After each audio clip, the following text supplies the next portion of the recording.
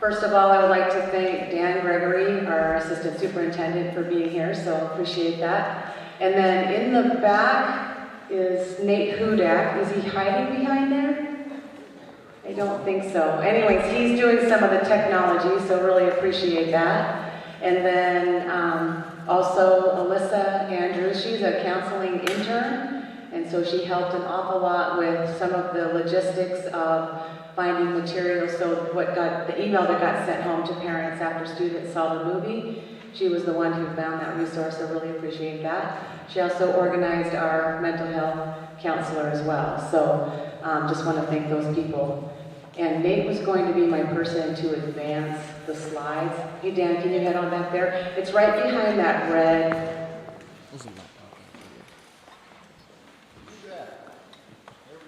Great job, thank you. All right, so just a little bit of our agenda for the night. So we'll just do a quick overview of just about 3 healthy youth survey slides. We thought that might help put this a little bit in context. And then we'll have a quick overview with Melissa Wisner. So where's Melissa? Melissa's somewhere around here. Okay, good. All right, thank you. So she is our Assistant Director of Learning and Teaching. Okay, and so she'll provide a little bit of information. And then I would like to acknowledge our panel people here. So thank you so much, Dr. Heron.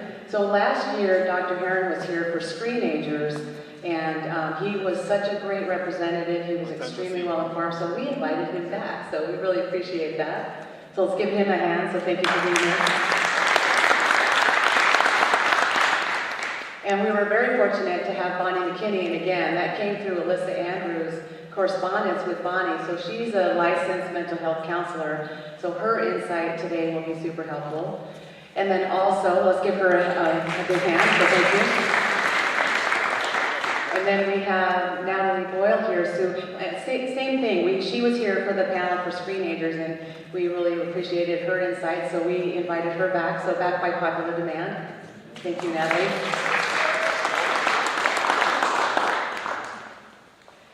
So we're going to watch a movie, and we really appreciate our KPTA for making this possible. They funded this movie, and we just believe that talking about anxiety helps, and it also offers hope, and we hope that you find that this movie is a very hopeful movie. And then, but again, we couldn't do that without funding from our KPTA, so we just really appreciate that. So just a few slides about our Healthy Youth Survey. This is why you're here. When our students took, and this is all of Peninsula School District, when they took this survey in 2016, we, by the way, will get results for 2018 from October in about 2 months, so we'll share that with you as well.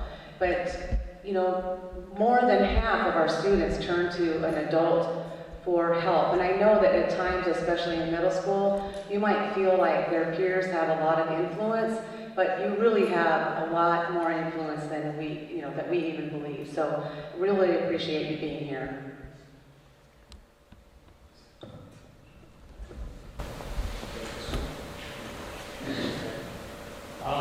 So this is just gives you a picture of where kids are in terms of their anxiety level in middle school. And for the context of middle school, we have about 700 8th graders district-wide, give or take. So 50% of them are anxious and nervous or on the edge, and 36% are not able to. This is a self-report. They're self-reporting that they're not able to control their work. This one actually caught my attention a little bit to that 20% of those 700 kids are identifying themselves as have depressive feelings. And what surprised me is when you look at those middle 2 bars, although the bars are really short, it says 8% of kids have made a suicide plan and 4% have attempted suicide. So you're talking about 50 kids give or take in the district that are in 8th grade that their interpretation of what making a plan is. We don't have the data to know exactly what that means, but it certainly means they're thinking about it, and 4% have attempted. Those were pretty alarming numbers to me. And but like I said, this was from the 8th graders that are currently 10th graders now. So we will have the information from our students this year too.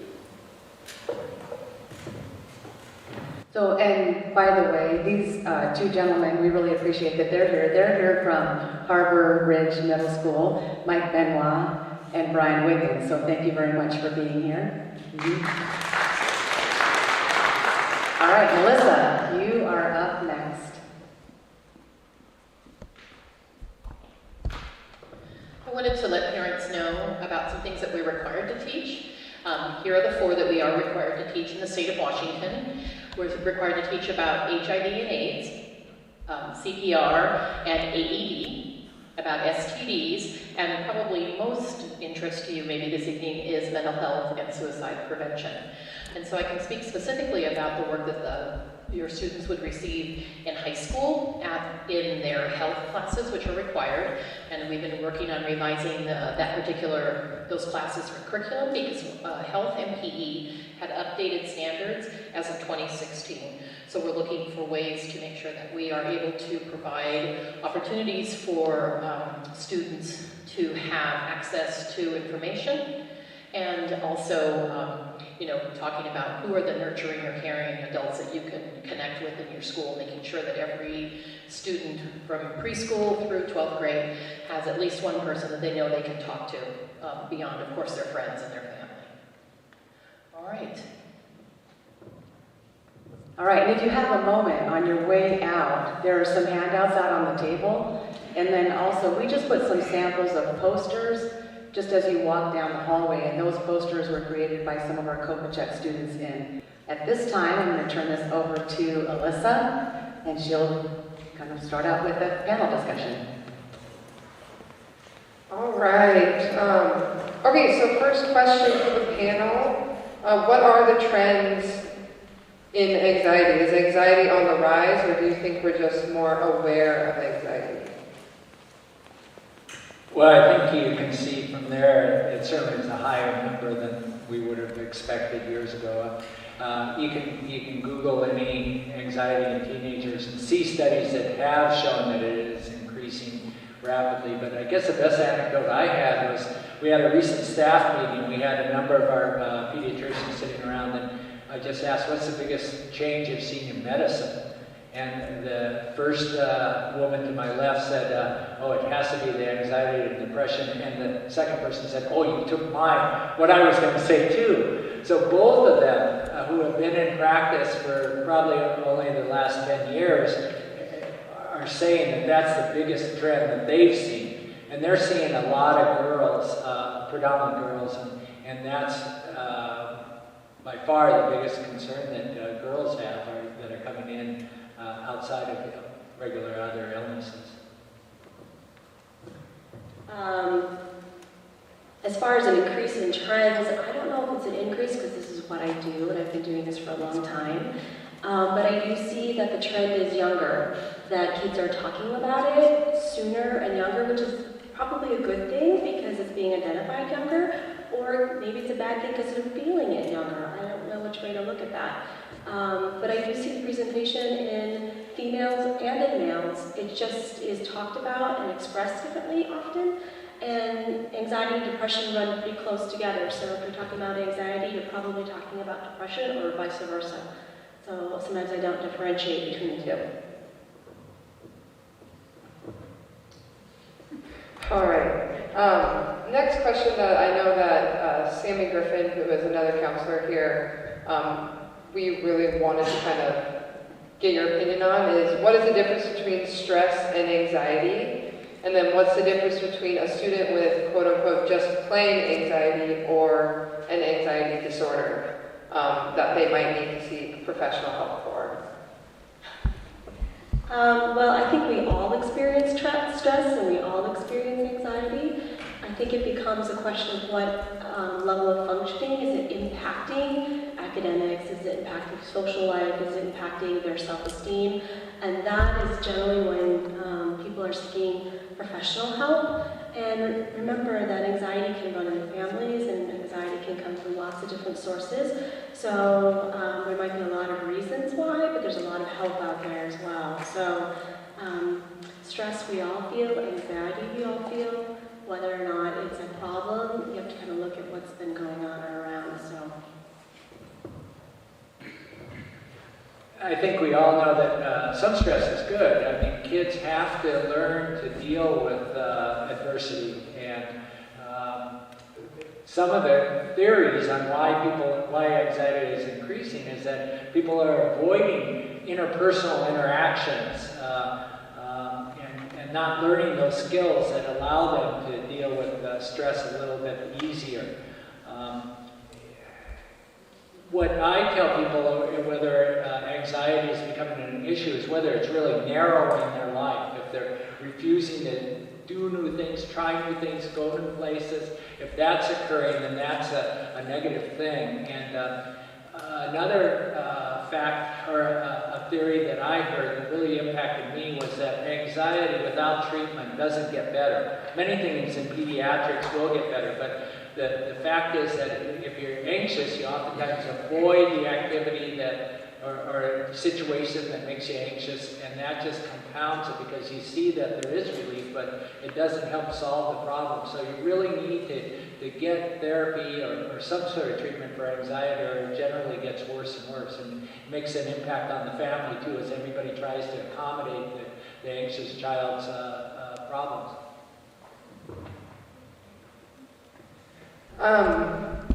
So on the tech side of things, what strategies do you have to help our children navigate social media while also being realistic about the influences, anxiety, pressure that comes with exposure to that social media? So for the last, I'd say about 5 years or so, we've talked about digital citizenship and the importance of teaching our students as well as us as adults to be digital citizens.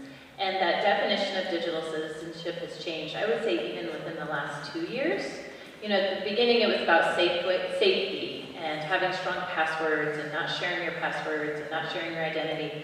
And now I see it shift in that social media is so prevalent and that exposure is so prevalent, we can't keep our kids, it's not that we can't necessarily keep them away from it, but discouraging it, they're going to be exposed to it no matter what. So instead of discouraging and saying, no, you cannot have an Instagram account, be a partner with your child and say, I don't know anything about Instagram. Can you teach me? How do I do a post? Or what is this? And then once you have that established relationship, then you can ask more questions. Why do you like Instagram? What does Instagram give you? Do you enjoy getting that feedback of those likes? How does that make you feel? Having those conversations is more about the aspect of digital citizenship that we are talking about with our teachers and with our students at this point. Just because they're going to be exposed. We can't hide them from everything, but teaching them how to use that resource effectively and how to form a relationship with somebody. We do have a couple of resources on the back table about ways to have those conversations at home. Common Sense Media is a great resource for parents, and it's on that handout for parenting plans. They have a device-free dinner, that walks you through those steps of setting boundaries for everyone, including parents. And some of those is, let's not have tech at the table, but let's talk about tech. What tools do you use? What tools could you not live with? Have an open conversation about the tools that are being used.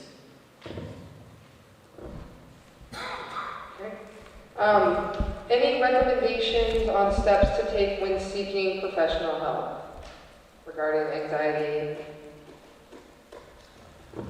Well, when we see a child that we believe is anxious, the first step would always be recommending talking to a therapist. There's several aspects of anxiety. There's the thoughts, and lots of that is characterized by constantly saying, what if, what if something bad happens? And there's the feelings, and oftentimes those are exaggerated feelings of disaster.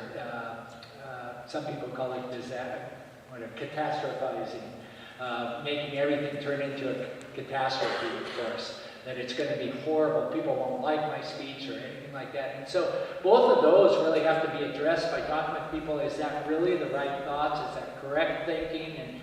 And a lot of times we look for therapists that do a therapy called cognitive behavioral therapy. It's interesting walking up the hallway here, a lot of those boards were talking about that also. And then there's the actions, like I mentioned before. If people are constantly avoiding it, it just ingrains these habits in, and so working with a therapist can help with that as well. It also allows them tools so that when they experience anxiety in other aspects of your life, that you can use those same tools. If a child is working with a therapist and that they're not making progress, if they're still just overwhelmed by the feelings, then there is a place for medication. But most people feel that therapy is more effective, and it has fewer side effects, and it allows you to develop skills that will help you later in life. So that would be the first choice. But as we were talking about here, and you might speak to, finding a therapist is oftentimes a difficult venture. Yes, I concur that oftentimes I see children for anxiety purposes, and that's the goal, is to maybe intervene before medication happens, and then we collaborate with local pediatricians. But it can be a struggle to find a therapist for a lot of reasons, either because they're full, they don't match my schedule, they're not a good fit clinically. I mean, there's lots of ways in which to seek referrals for a therapist through your pediatrician, through your insurance company. There's other tools out there that can help you. The school district here has been very helpful in getting connected to all the therapists in the area through students intervening, like going up to them in high schools or parents. There's lots of resources out there, believe it or not, and it's navigating that. It is kind of a challenge. What are some ways that peers or parents can support someone that is experiencing anxiety? Well, I think the first thing is to say that it's a real thing, that we all can feel anxiety, and that to normalize that, and then to help them explore if it's beyond normal, and to see if they are able to talk about it, and then connecting them with an adult that will listen. I think that's really important for peers to hear, that it's not up to them to fix their fellow peers' problems or keep that stuff secret, and to connect them to an adult that will listen, and then the adult to connect them if they need professional help or some other intervention. I think that's really important. Well, the parents can certainly model ways to address anxiety too, and share their experiences of overcoming obstacles. Just the basics are really good. Getting enough sleep, that's a huge issue with teenagers these days, because that will allow them to cope better with most anything if they're feeling well rested. Basic things like exercise too, that's a huge way that a lot of people deal with stress in a healthy way, rather than drinking or other issues like that. And I agree, kind of acknowledging that anxiety is very real, that what they're feeling is real, not laughing about it, not trying to make light of it, maybe making light of your own issues where you really thought that you were overwhelmed at times, and then you saw that it wasn't as big of a deal as it was, and sharing that, but not minimizing their distress, because what they're feeling is very real. I'll just add to that modeling piece, setting boundaries for your students too at home. I know that that peer pressure and that social media that students encounter often by looking at social media helps to raise anxiety and stress, and setting boundaries and making zones within your house that are device-free zones, or times where devices are plugged in for the night in the kitchen, not in the bedroom, and you as a parent working with your child to create a plan for that to happen, that everybody can agree on, and that you can hold each other accountable for.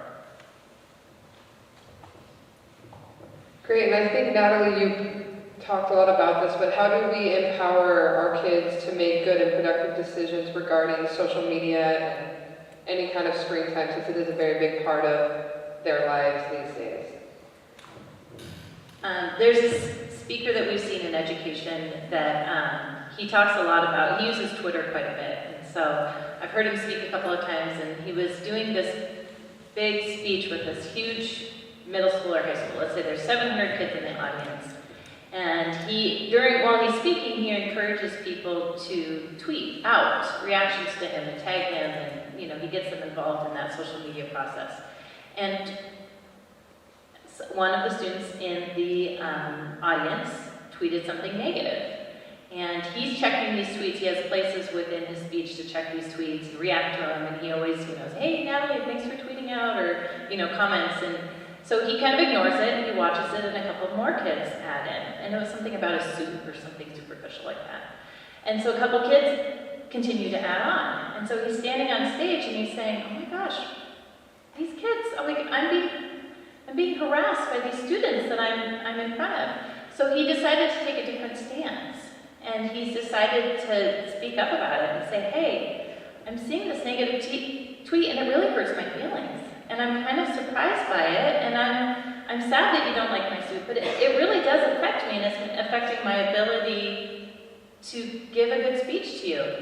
And the kids started reacting in an opposite way and saying, "Oh, you're the best, this is the best, most engaging speech I've ever been on." So that's kind of been his story of teaching kids, you don't have to go along with that negativity. You can be the first person to overcome that negativity and be the positive voice, and people will come after you. I mean, not come after you, but follow that lead that you're taking by being that upstander. And so being really positive and knowing, again, kids are going to be exposed to that negativity and how to react, whether you're talking to somebody about that negativity that you see and telling them how it feels, or being that positive voice online. It doesn't always have to be a negative space, that it can be a real positive space, and you have the choice whether you engaged in that negativity or not. So really teaching kids about that lesson of positivity.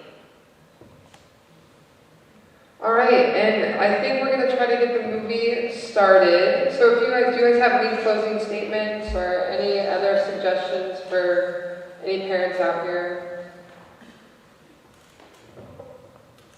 I think one of the things that we can do as adults and parents and people who care is also take care of ourselves. If we're modeling and taking care of our own anxiety and our own stress levels, what a great way to show our kids how to do it as well. And I know we're not perfect, but if we model that, and as they become anxious and we become less anxious, that's a really good modulator and also a good model. I wish I had words of wisdom that I could leave you all with. And I think that the kids today are under a lot of stress, but they're really great kids. They're doing well, and I'm always amazed going up and seeing the high school projects and all that they're doing. But there's just so much more that they're exposed to than previous generations. And it's a tough time to be a parent and to be trying to help them through this. But they're really great kids, and it's just a phase of our society that we need to make through and get through. Perfect. Thank you guys so much for being here.